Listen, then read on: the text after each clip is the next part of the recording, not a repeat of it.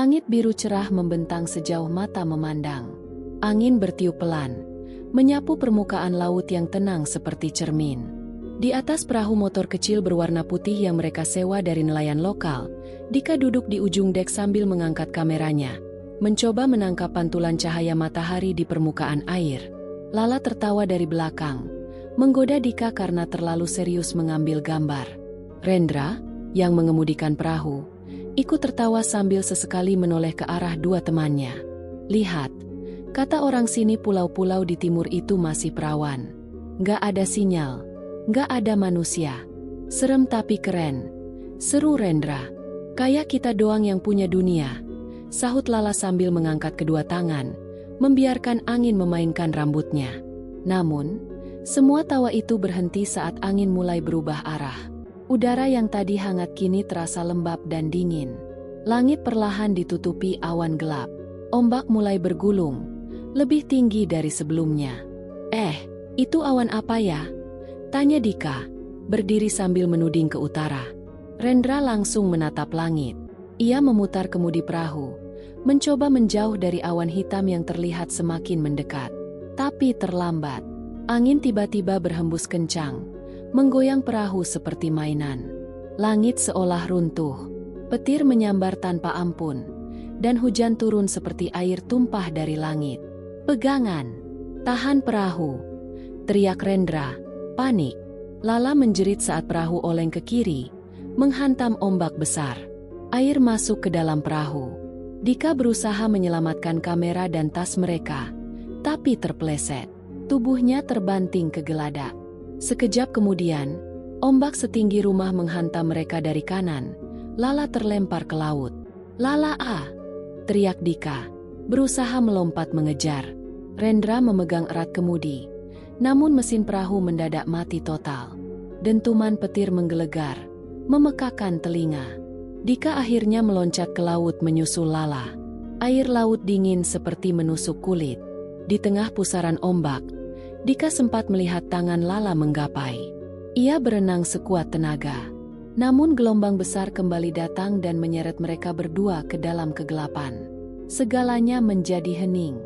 Ketika Dika membuka matanya, ia mendapati dirinya terdampar di pantai yang asing. Tubuhnya basah kuyup. Pasir menempel di wajah dan tangan. Cahaya matahari menyilaukan. Tapi tak ada lagi suara mesin perahu atau riuhnya angin. Hanya suara lembut ombak yang menyapu pantai dan desir angin menyisir daun kelapa. Ia terduduk perlahan, terbatuk, dan melihat Lala beberapa meter di sebelah kirinya. Rendra pun tergeletak tak jauh, pingsan tapi masih bernapas. Pantai itu sunyi, terlalu sunyi. Tidak ada satupun jejak manusia. Hutan hijau lebat berdiri diam di belakang mereka, bagai dinding alami yang tinggi dan menutup pandangan. Dika mengambil ponsel dari tas yang masih menggantung di bahunya, berharap menemukan sinyal. Tapi layar hanya menunjukkan satu kata, "No service." Ia menatap Lala dan Rendra, lalu menengok ke sekeliling. Pulau ini tak dikenalnya. Tidak ada kapal lalu lalang. Tidak ada suara burung. Bahkan angin pun terasa aneh, seolah sedang mengawasi mereka. "Di mana kita?" bisik Dika. Tapi tak ada yang menjawab. Hanya deburan ombak yang menyapu pasir, seakan menyambut mereka dalam keheningan yang tak biasa. Sinar matahari siang menyilaukan, tapi tak mampu mengusir rasa dingin yang merayap dalam dada Dika. Meski tubuhnya perlahan mengering, tapi keringat dingin membasahi pelipisnya. Ia duduk diam, menatap hamparan hutan lebat yang menjulang di depan mereka. Tak ada jejak jalan setapak, tak ada suara binatang. Bahkan desau angin pun terasa janggal, pelan, lembut, dan dingin seperti bisikan. Lala bangkit sambil mengusap pasir dari kakinya. Ia masih terlihat pucat, matanya berkaca-kaca. "Ini bukan pulau yang biasa kita lihat di peta, ya?" gumamnya lirih. Dika menggeleng. Ia sudah mencoba memeriksa ponsel dan GPS, tapi semua nihil. Tak ada sinyal. Kompas pun berputar tak menentu. Sementara Rendra yang baru sadar hanya bisa duduk dengan wajah kusut, menahan nyeri di kakinya yang terkilir. "Aku nggak lihat satupun kapal lewat sejak tadi," kata Dika, suaranya pelan. Kita harus cari tempat berteduh dan air bersih. Kita nggak bisa cuma duduk di sini. Ketiganya mulai menyusuri tepian pantai, berharap menemukan jejak manusia, bekas api unggun, bangkai kapal, apapun. Tapi pasir di sana masih murni. Tak ada tapak kaki selain milik mereka. Hutan tetap diam, lebat dan menggantungkan kesan mengancam. Sekilas, Dika merasa seperti melihat bayangan di antara pepohonan. Tapi saat ia menoleh kembali, tak ada siapa-siapa. Mereka akhirnya masuk ke tepi hutan. Daun-daun lebar menggantung rendah, dan dahan-dahan tua mengayun pelan, seperti menyambut mereka. Burung? Tak ada. Serangga pun sunyi. Hanya suara napas mereka yang terdengar. Beberapa menit berjalan, mereka menemukan aliran air kecil. Jernih dan dingin. Rendra langsung meminum dengan rakus, disusul Lala. Tapi Dika hanya menatap. Ia merasa aliran air itu aneh, terlalu jernih, terlalu tenang. Seperti tidak berasal dari tanah, tapi dari sesuatu yang lebih dalam, lebih tua. Saat hendak meneguk, ia terhenti. Di seberang aliran itu, berdiri sebuah batu besar, ditumbuhi lumut dan sulur akar. Tapi yang membuat Dika menggigil adalah goresan di permukaannya. Bukan lumut biasa, tapi pola-pola yang menyerupai ukiran wajah manusia. Menangis. Tempat ini nggak beres, bisik Dika. Kita harus cepat keluar dari sini. Tapi kemana? Potong Lala. Kita bahkan nggak tahu ini pulau apa. Tiba-tiba, Rendra menunjuk ke pepohonan. Tadi, ada yang jalan di situ. Lala menoleh cepat. Dika langsung merogoh senter kecil dari tasnya dan menyorot ke arah yang dimaksud. Kosong, tapi daun-daun di sana masih bergerak. Seperti baru saja dilalui seseorang. Atau sesuatu. Ngumpet, desis Rendra. Mereka bertiga tiarap di balik semak, menahan napas. Detik berlalu seperti jam. Tapi tak ada suara. Hanya degup jantung mereka masing-masing yang menggema di kepala. Setelah beberapa saat, Dika berdiri perlahan. Kita harus bikin tempat berlindung sebelum gelap. Apapun yang tadi itu, jangan sampai kita bertemu saat malam datang. Tanpa banyak bicara, mereka mulai mengumpulkan ranting dan daun besar. Membuat semacam bivak sederhana di pinggir hutan, dekat aliran air, tapi masih cukup terbuka untuk berjaga. Langit mulai berubah oranye. Suasana semakin ganjil. Suara alam tetap diam.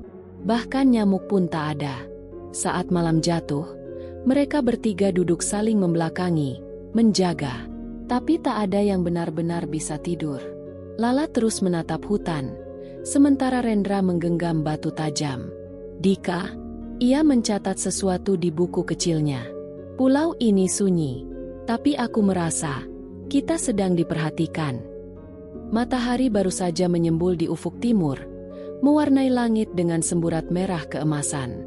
Namun kehangatan yang biasanya menyertai pagi hari tak terasa. Dika membuka matanya perlahan. Semalam ia tak benar-benar tidur, hanya sesekali terlelap dalam ketakutan. Hutan tetap sunyi, dan angin pagi terasa dingin seperti napas dari sesuatu yang tak kasat mata.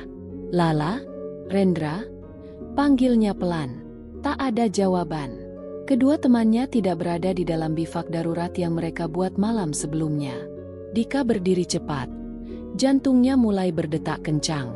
Ia menyusuri area sekitar. Matanya menyapu setiap sudut. Lalu, jejak kaki. Banyak. Namun bukan milik mereka. Jejak itu memanjang dari pinggiran hutan menuju arah pantai. Ada belasan, mungkin puluhan jejak, kecil dan besar, dalam dan ringan. Beberapa tampak seperti kaki manusia, tapi tidak semuanya. Beberapa jejak terlihat aneh, seperti kuku panjang atau telapak yang hanya memiliki 2 jari besar. Dika merinding. Ia berlari mengikuti jejak itu, dan di kejauhan melihat sosok Lala berdiri mematung di bibir pantai, membelakangi matahari pagi. Rambutnya berkibar pelan. Tubuhnya tegak lurus, terlalu kaku. Lala, panggil Dika, setengah lega dan setengah panik. Lala menoleh perlahan. Wajahnya pucat, matanya tampak kosong, Seolah ia baru saja melihat sesuatu yang tidak bisa dijelaskan. Kita tidak sendirian di sini, bisiknya tanpa ekspresi. Dika mendekat. Maksud kamu apa? Lala menunjuk ke pasir di depannya. Di sana, di antara jejak kaki aneh tadi, ada sesuatu yang membuat Dika membeku. Potongan boneka kayu kecil, seperti arca kuno, tertancap di pasir. Wajahnya mengerikan, matanya melotot, mulut terbuka lebar seolah sedang menjerit, dan pada dadanya tertulis dengan arang, "Tamu." Dika menelan ludah. "Kamu nemu ini di sini?" Lala mengangguk. "Waktu aku bangun, benda ini sudah ada. Dan Rendra, dia nggak ada di mana-mana." Mereka berdua kembali menyusuri pantai, memanggil nama Rendra berulang kali. Tapi hasilnya nihil. Yang mereka temukan hanyalah satu lagi keanehan. Di bawah pohon kelapa yang tumbang, ada lingkaran batu kecil, tersusun rapi seperti altar. Di tengahnya, ada bekas abu dan bulu ayam hitam yang terbakar setengah. "Siapa yang buat ini?" tanya Lala lirih. Dika tak bisa menjawab, tapi firasat buruknya semakin menjadi.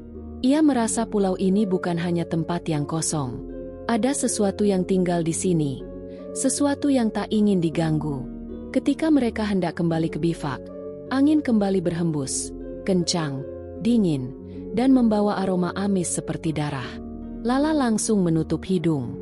"Kau cium itu?" Dika mengangguk. "Bau daging busuk." Lalu dari balik hutan, terdengar suara. Bukan suara binatang, bukan suara manusia, tapi suara tawa kecil, pelan, lirih, seperti anak kecil sedang bermain. Suara itu bergema, naik turun, dan terdengar dari segala arah. Dika mencengkeram tangan Lala. "Masuk ke bivak, cepat." Mereka berlari, jantung berdegup kencang. Tapi ketika sampai di tempat semula, bivak mereka sudah roboh. Barang-barang mereka berantakan. Tas Dika terkoyak, dan di tengah-tengah reruntuhan bivak, ada satu hal baru. Sebuah piring rotan kecil berisi serpihan kulit dan tulang jari manusia. Di atasnya, ada daun kelapa muda yang dilipat menyerupai simbol mata, dan di bawahnya tulisan lagi, kali ini dengan darah. "Jangan tidur malam ini." Langit mulai gelap, awan pekat menggantung, menutup cahaya senja yang seharusnya lembut. Angin berhenti berembus. Udara menjadi berat, seperti tertahan sesuatu. Lala dan Dika duduk bersandar pada pohon besar dekat pantai, jauh dari hutan yang tadi terasa hidup. Mereka belum menemukan Rendra. Sejak kejadian pagi tadi, mereka tak lagi bicara banyak. Hanya diam, saling pandang sesekali, dan mendengarkan. Tapi malam itu, pulau terasa lebih menyempit, seolah ada sesuatu yang mendekat. "Dika," bisik Lala akhirnya, "aku lihat seseorang tadi." Dika menoleh cepat. "Di mana?" "Di balik pohon. Waktu kita nyari air. Aku kira itu Rendra." Tapi, Lala menggigit bibirnya, suaranya bergetar. Wajahnya enggak ada mata, hanya dua lubang kosong yang menghitam. Dika merinding, tapi ia tidak kaget. Sejak awal, ia merasa pulau ini menyimpan sesuatu yang bukan dari dunia mereka. Mereka memutuskan menyalakan api dari ranting dan daun kering. Apapun yang ada di luar sana, mereka berharap api bisa menghalau. Tapi saat malam benar-benar jatuh, suara-suara mulai datang. Bukan hanya satu, bukan hanya tawa seperti sebelumnya. Ada gumaman, bisikan, jeritan samar, dan bunyi kaki yang berlari. Tapi tak ada yang terlihat. Hingga pukul hampir tengah malam, mereka melihatnya. Di ujung batas hutan, berdiri sosok tinggi dan kurus. Kulitnya hitam pekat seperti arang.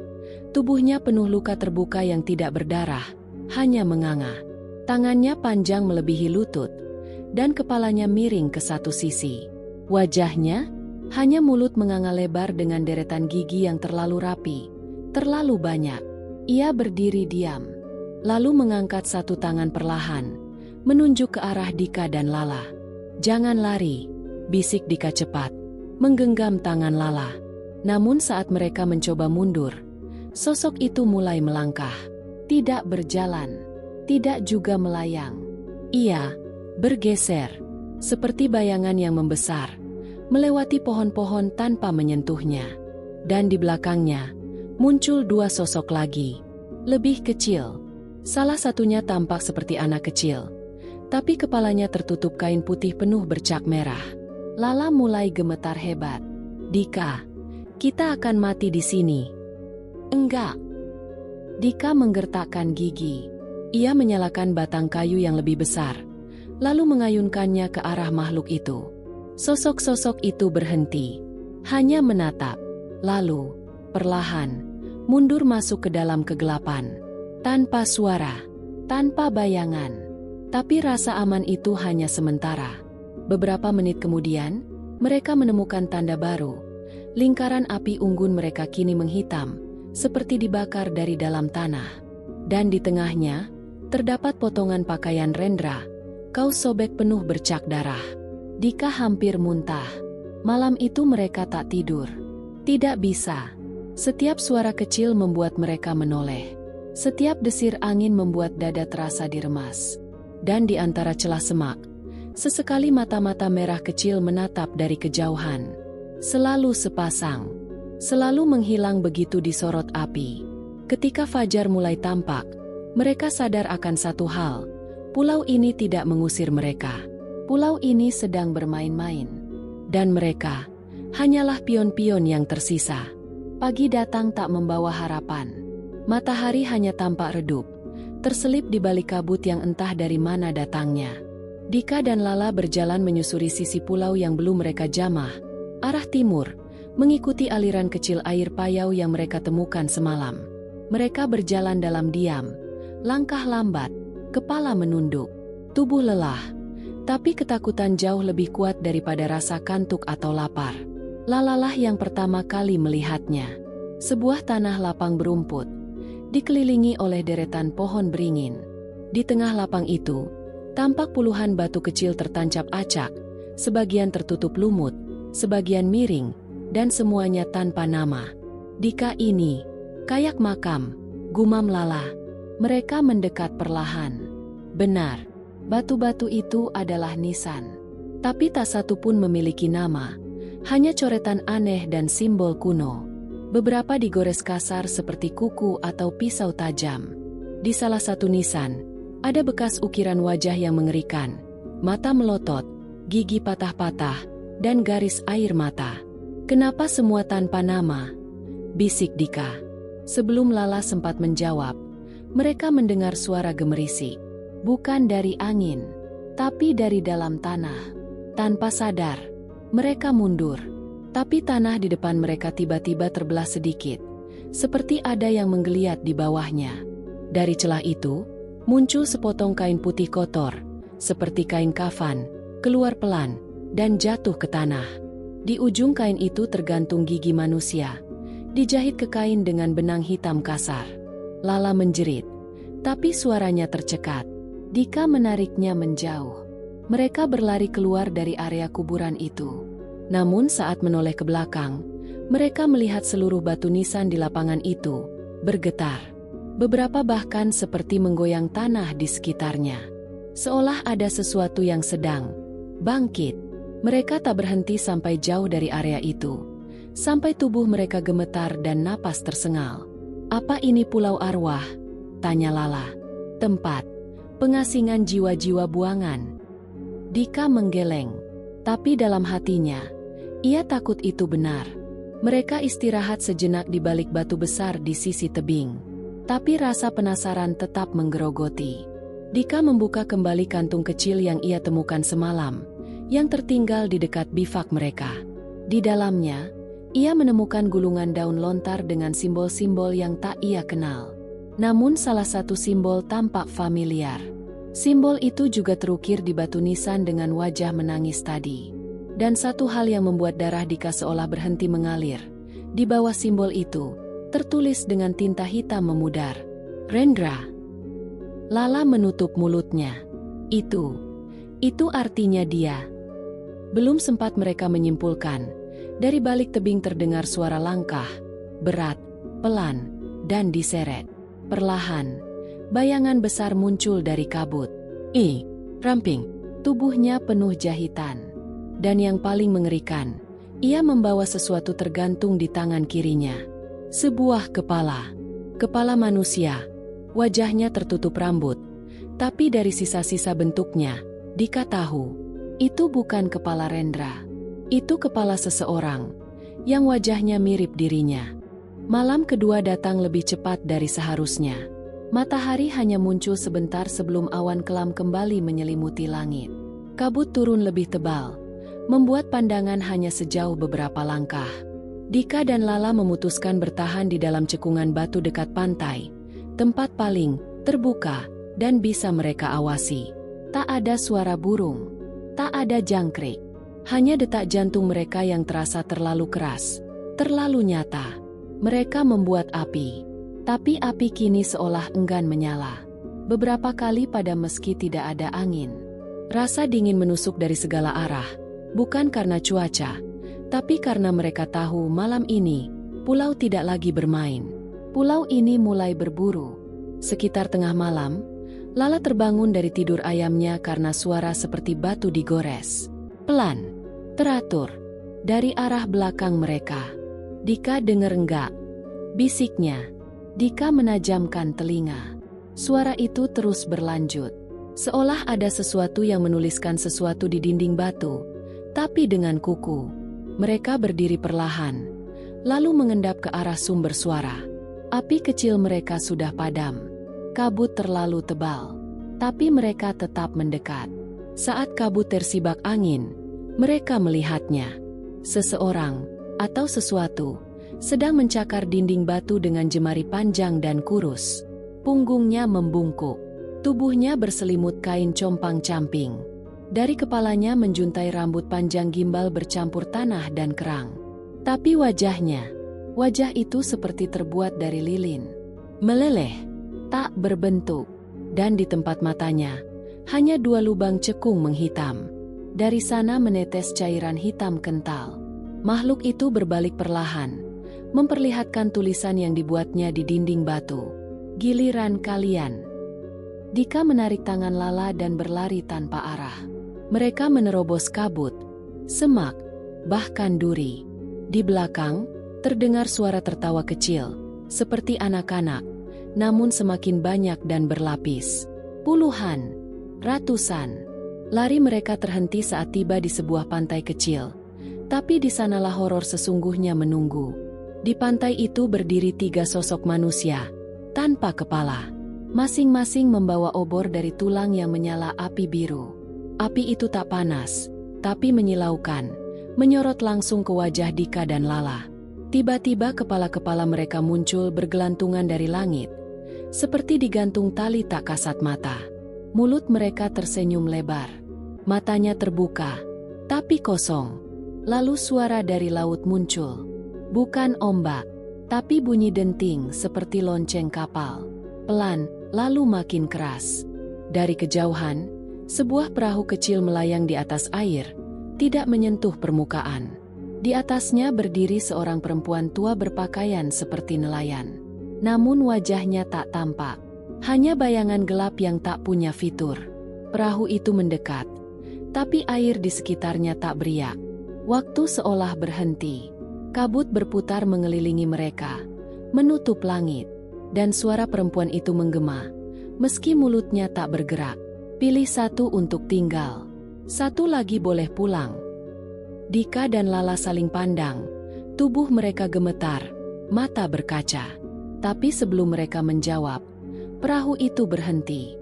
Sosok perempuan itu mengangkat tangan, menunjuk ke Lala. Lalu ke Dika. Kemudian kembali ke Lala. Waktumu habis. Lala menatap Dika. Air mata sudah membanjiri wajahnya, tapi tubuhnya tak bisa bergerak. Seperti waktu sendiri menolak dia memilih. Dika melangkah maju, menutupi tubuh Lala dari sorotan makhluk-makhluk aneh itu. Perempuan tua di atas perahu hanya mengangkat tangan perlahan, lalu menunjuk ke langit. Di atas mereka, kabut bergulung seperti pusaran. Sosok-sosok tanpa wajah bermunculan dari kegelapan, menggantung, melayang, menangis tanpa suara. Tiba-tiba, Suara nyaring menggelegar, seperti retakan petir, tapi berasal dari dalam tanah. Tanah bergetar hebat. Batu tempat mereka berpijak berguncang, dan dari celah tanah muncul tangan-tangan, bukan seperti tangan manusia biasa, tapi tangan panjang berkulit abu-abu dan penuh luka terbuka. Mereka mencoba meraih, mencengkeram, menarik siapapun yang berada di atasnya. Lala menjerit. Dika menariknya mundur, tapi satu tangan berhasil mencengkeram kaki Lala. Dika menghantamnya dengan batu, namun tangan lain mulai bermunculan. Seolah seluruh pulau kini menjadi makhluk hidup yang lapar akan jiwa manusia. Sosok perempuan di perahu bicara lagi. Suara mengaum dalam kepala mereka. Satu tinggal, satu pulang. Atau kalian berdua menjadi bagian dari tanah ini. Dika menatap Lala. Dalam momen itu, ia tahu tak ada cara lain. Aku akan tinggal, kata Dika pelan. Lala menggeleng keras. Enggak. Kita bareng, kita cari jalan lain. Tapi Dika mendorongnya ke arah pantai, ke tempat cahaya dari perahu membentuk jalan semu di atas air. Tolong hidup, untuk kita, untuk Rendra, ucap Dika. Sosok perempuan itu mengangkat tangannya sekali lagi. Lala terpental ringan ke udara, jatuh tepat ke dalam perahu. Cahaya membesar, angin menderu kencang, dan kabut mulai menghilang. Suara-suara makhluk itu memekik seperti kecewa. Lalu semuanya gelap. Lala terbangun di pantai berpasir putih. Sekujur tubuhnya basah kuyup, bajunya kotor, dan tak ada lagi kabut. Di depannya, beberapa nelayan berlari menghampirinya. Mereka bilang kapal yang ditumpanginya bersama teman-temannya karam seminggu lalu. Semua penumpang hilang, hanya jasad Rendra yang ditemukan beberapa hari sebelumnya. Tapi Dika tak pernah ditemukan. Orang-orang mengira ia halusinasi karena trauma. Namun malam itu, di rumah sakit tempat Lala dirawat, seorang perawat menemukan sesuatu aneh. Di kamar Lala, tergambar kabur di kaca jendela. Aku masih di sini. Beberapa bulan kemudian, Lala pergi ke pantai tempat ia ditemukan. Ia membawa bunga dan melantunkan doa. Tapi saat hendak pergi, ia melihat sosok berdiri di kejauhan. Tubuhnya seperti Dika. Tapi saat sosok itu berbalik, wajahnya bukan wajah yang Lala kenal. Matanya kosong, mulutnya tak punya bibir. Dan ia berkata dengan suara yang bukan suara manusia. Yang pulang bukan kalian.